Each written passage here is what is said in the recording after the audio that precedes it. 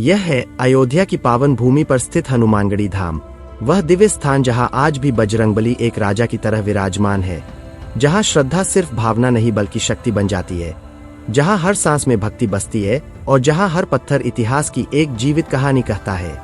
बहुत कम लोग जानते हैं कि इस मंदिर की नींव केवल आस्था पर नहीं बल्कि एक ऐसे धर्म संकट पर टिकी है जिसने स्वयं मृत्यु के देवता यमराज को भी विचलित कर दिया था। रियो वीडियो इंडिया आज आपको उसी रहस्यपूर्ण कथा से परिचित करा रहा है जो सिर्फ एक कहानी नहीं बल्कि ब्रह्मांडीय रहस्य का प्रतीक है। यह कथा उस समय की है जब प्रभु श्री राम अपना अवतार कार्य पूर्ण कर चुके थे।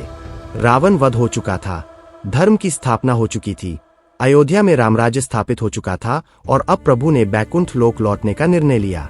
लेकिन जैसे ही यह समय निकट आया, एक अद्भुत समस्या सामने खड़ी हो गई।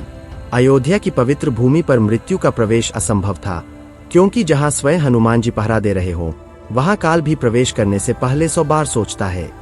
यमराज तक उस नगरी में कदम रखने का साहस नहीं कर पा रहे थे।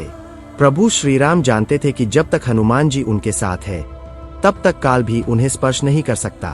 तब प्रभु ने एक ऐसी दिव्य लीला रची जिसे उस समय कोई समझ नहीं पाया, लेकिन वही लीला आज हनुमानगढ़ी की आत्मा बन चुकी है। प्रभु ने अपनी अंगूठी महल के फर्श की एक अत्यंत छोटी सी दरार में गिरा दी और प्रेम पूर्वक हनुमान जी से कहा कि इसे निकाल लाओ। हनुमान जी ने बिना एक पल गवाए सूक्ष्म रूप धारण किया और उस दरार में प्रवेश कर गए। पर वह कोई साधारण छेद नहीं था, वह पाताल लोक की एक गूढ़ रहस्यमयी राह थी।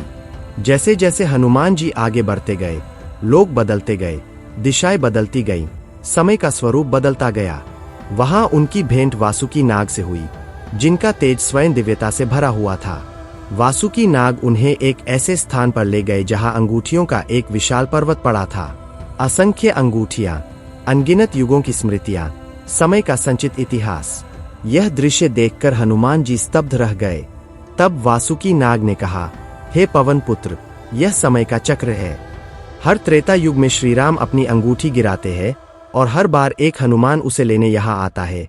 यह सुनते ही हनुमान जी समझ गए कि यह केवल अंगूठी नहीं थी, यह ब्रह्मांडीय संकेत था, यह काल का बुलावा था, यह प्रभु के विदा लेने का संकेत था। उनके हृदय में वेदना भर गई। वे समझ चुके थे कि अब प्रभु के बैकुंठ लौटने का समय आ गया है। दुखी और व्याकुल मन से हनुमान जी वापस लौटे और एक पहाड़ी पर जाकर बैठ गए। उनका मन भारी था, आंखें नम थीं, हृदय में पीड़ा थी। तभी प्रभु श्री राम स्वयं वहां प्रकट हुए और करुण स्वर में कहा, हे हनुमान, अब कलयुग आने वाला है। अब तुम्हारा कार्य बदल गया है। अब तुम्हें मेरे स्वरूप की नहीं बल्कि भटकी हुई आत्माओं की रक्षा करनी है।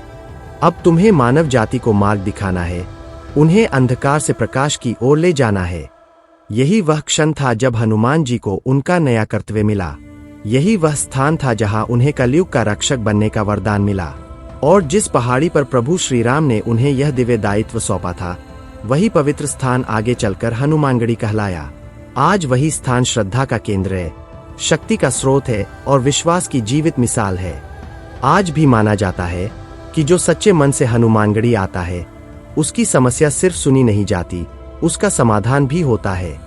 हनुमानगढ़ी केवल एक मंदिर नहीं है, यह त्याग, सेवा, भक्ति, समर्पण और धर्म की जीवित परंपरा है। यह स्थान बताता है कि सच्चा भक्त वही होता है जो अपने प्रभु के लिए अपने सुख दुख, अपने अधिकार और अपनी इच्छाओं तक का त्याग कर दे। अगर आप भी प्रभु श्री राम और पवन पुत्र हनुमान जी के सच्चे भक्त हैं, तो इस कथा को आगे जरूर साझा करें और कमेंट में श्रद्धा से जरूर लिखिए, जय श्री राम, जय बजरंगबली। प्रस्तुति रियो वीडियो इंडिया।